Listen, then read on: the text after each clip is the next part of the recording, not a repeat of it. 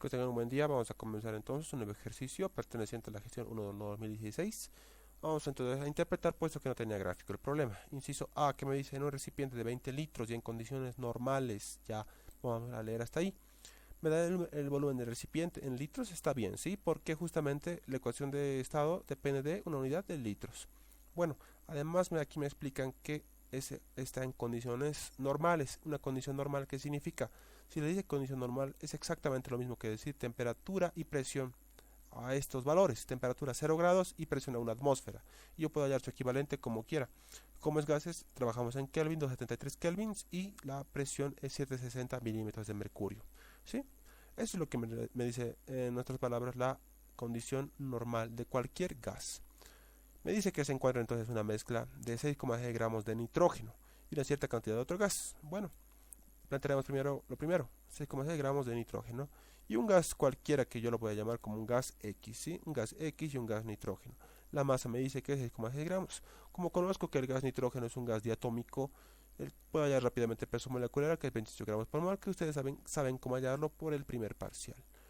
Bueno, me dice además que la densidad de la mezcla gaseosa es esta: 1,04 gramos por litro. Las unidades son correctas, gramos está bien, la ecuación de estado usa gramos, y respecto de litros el volumen está en las dimensiones correctas. Vamos a plantear entonces también la condición de densidad, 1,04 gramos por litro. Vamos a la pregunta entonces, que me dice que calcular la cantidad del gas desconocido y su masa molar. En otras palabras, me pide masa y el peso molecular de mi gas X. Gas X, ¿por qué? Porque yo lo estoy bautizando así, ¿sí? Pueden bautizarle con otro nombre si ustedes quieren, pero no hay problema. Pero bueno, eso no importa mucho. Bueno, ¿qué me dan? Lo primero que me dan es la densidad de la mezcla. Si es una densidad total, uso la relación policía militar sobre ratero, ¿sí? Policía PM sobre RT. La presión total es dato, sí, porque estábamos hablando de unas condiciones normales, dato. Bueno, ¿qué más? Eso es dato, peso molecular no es dato. Dato es una constante. La T es temperatura, también es dato para la condición normal. Y bueno, así yo puedo hallar entonces el valor del peso molecular promedio, que es equivalente a ¿cuánto? 23,311 gramos por moles. Teniendo así este valor, fíjense qué más tengo. Tengo condición de volumen, tengo condición de presión, tengo condición de temperatura. Teniendo todo esto, puedo hallar el número de moles totales para un estado inicial. Los moles totales, entonces, ¿cuándo son? Puedo aplicar simplemente una ecuación de estado. Un modo total despejado que tendría presión total, que es esto, dato. Volumen es un volumen compartido, dato. R es una constante y la temperatura es dato. Así que yo puedo hallar rápidamente mi número de moles. Moles totales es esto. Ahora, fíjense, al inicio que tenía masa, y también puedo hallar que es el peso molecular, porque es un gas conocido. Teniendo esto y esto, que puedo hallar el número de moles. Calcularemos eso: 6,6 gramos respecto de 28 gramos por mol. ¿Por qué estoy usando esta fórmula? Por la definición del número de moles. Así que el número de moles es un valor conocido, 0,236, que lo coloco aquí como dato. Listo. ¿Qué más tendría? Como sé el número de moles totales y conozco el número de moles de uno de los gases, puedo hallar el número de moles del gas X por una simple resta, que es 0,656, que lo coloco aquí, ¿sí? 0,656, teniendo así el número de moles para un gas, teniendo el número de moles para el otro gas. Teniendo todo eso, ¿qué puedo hallar yo? Puedo hallar la fracción molar. ¿Y cómo se halla esa fracción molar? Es simplemente una relación, ¿no? Número de moles de un gas respecto del número de moles totales. Y justamente me da este valor, pero lo hago yo rápidamente con la calculadora, sin especificar mucho el procedimiento, porque ya hemos visto en los gases anteriores, ¿sí? En los gases secos. 0, este valor también respecto de un total, y me da este valor. Y justamente la mezcla tiene que sumar siempre la unidad. Puedo comprobar así. Bueno, luego, ¿qué más tendría?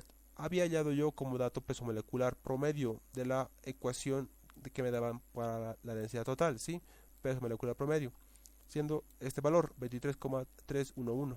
Y esta fórmula, la fórmula para hallar el peso molecular promedio, recuerden que es esto: se multiplican los pesos moleculares de cada gas por su respectiva fracción molar, ¿sí?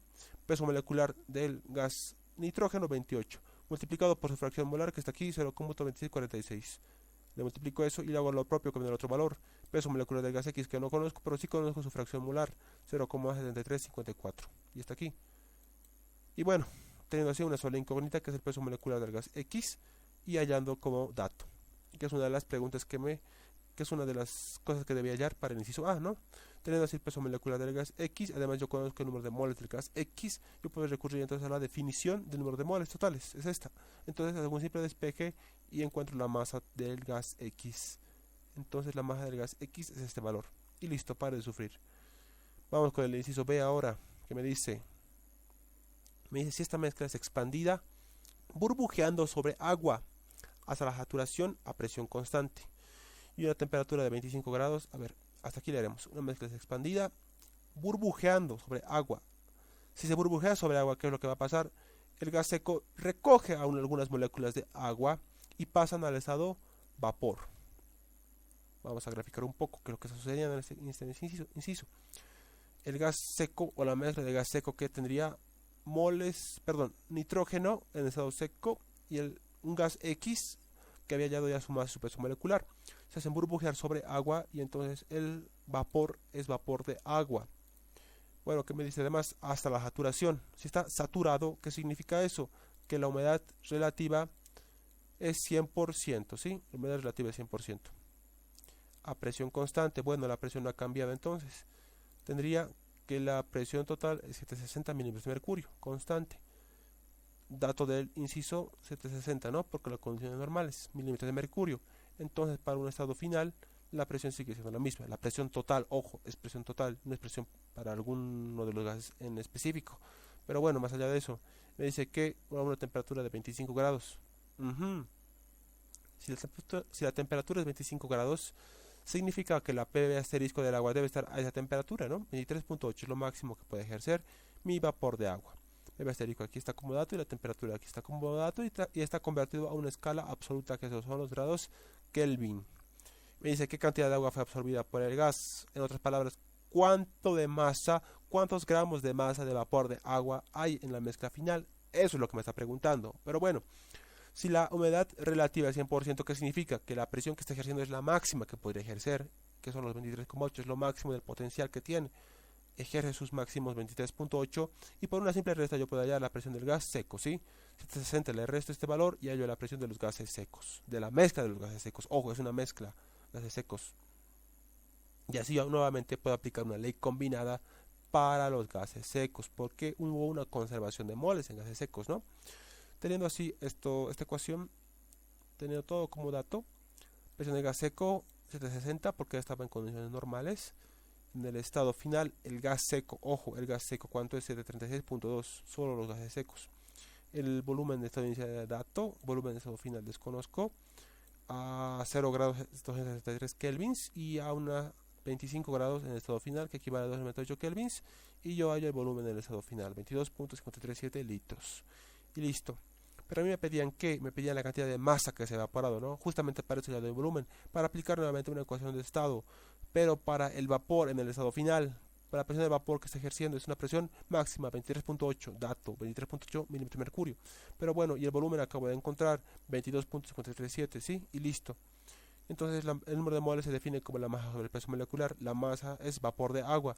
Entonces el peso molecular es del agua, que significa que equivale a 18 gramos por mol. La R es una constante, 62.4. Y finalmente la temperatura en una escala absoluta que es aquí, 298 kelvins. Y listo. Hago mi despeje y entonces puedo hallar que la masa del vapor de agua es 0,59 gramos. Problema resuelto. Me dicen por favor cualquier duda. Hasta luego, chicos.